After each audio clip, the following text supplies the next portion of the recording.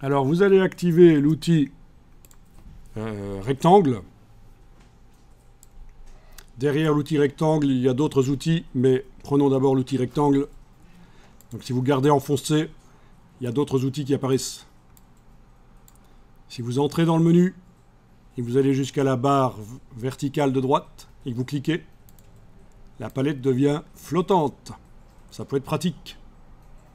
En tout cas, quoi qu'il en soit, c'est l'outil rectangle.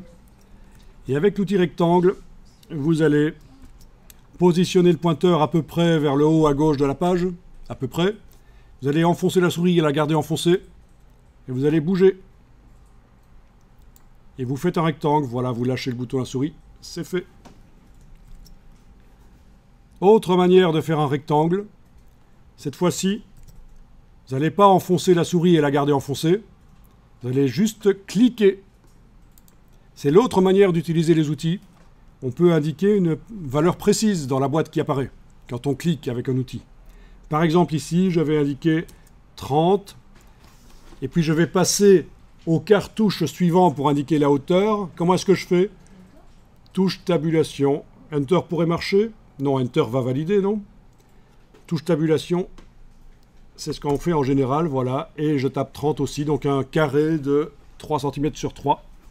Est-ce que tout le monde a bien des millimètres qui apparaissent?